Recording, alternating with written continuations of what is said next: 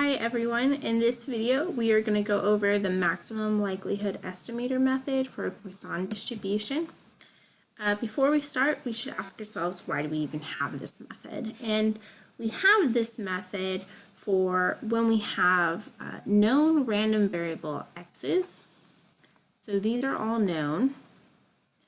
And an unknown, with a known distribution, so in this case we're looking at Poisson, with an unknown parameter, and again, in this case, we're looking at theta. And we are trying to estimate theta. That's the problem that's at hand. And normally we're looking at a problem where we're trying to find the probability that x is attained some certain value. But that's not what we're doing here. We are looking at theta, and that's what we're interested in. So back to the problem at hand. Our first step for the maximum likelihood estimator method is to calculate the likelihood function. And the likelihood function is typically denoted by this capital L parentheses theta, and is the product of all of the PDFs. So we're going to be looking at exp to the negative theta xi over xi factorial.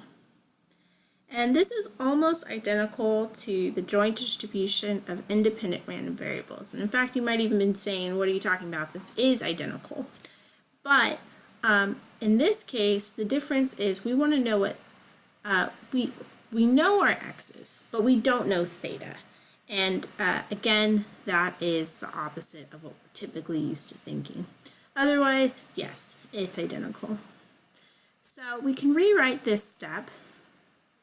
We go ahead and rewrite it as exp, or we can think of this step as exp to the theta times theta x1 over x1 factorial times exp theta to the theta x2 over the x2 factorial, and so forth to exp theta to the xn, theta to the xn over xn factorial, and so forth. But that's really tedious. So let's simplify this a bit more. Exp, we see this n times, so we can actually just write exp to the theta to the n, which ends up just being n times theta.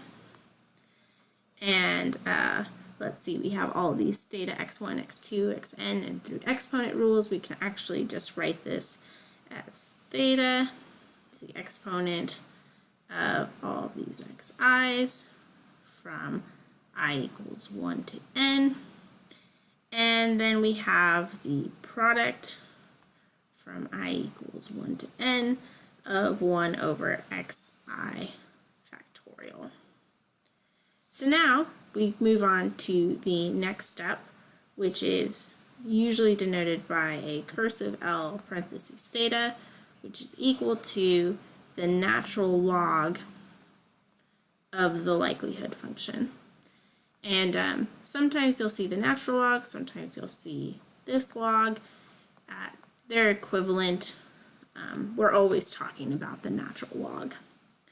So we can simplify this to n, or negative n theta, because there should be a negative here, apologies, plus, this comes out in front, over xi's from 1 to n, times the log of theta, plus, this becomes the sum from I equals 1 to n times log of 1, go ahead and make these brackets, minus log of xi factorial.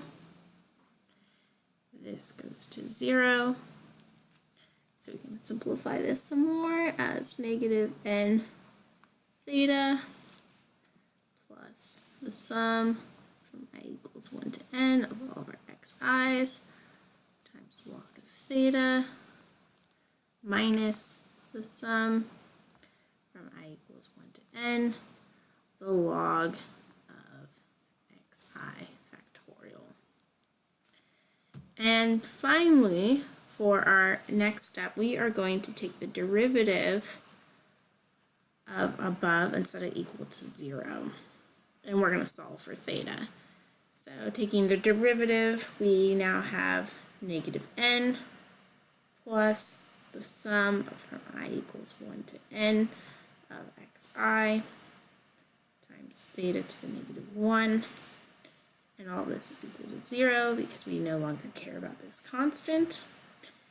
And with some rearranging, we can have I equals 1 to n xi, and all this is equal to n. And we'll do times theta, and then finally theta is equal to x bar if we just divide each side by n, and that's our maximum likelihood estimator.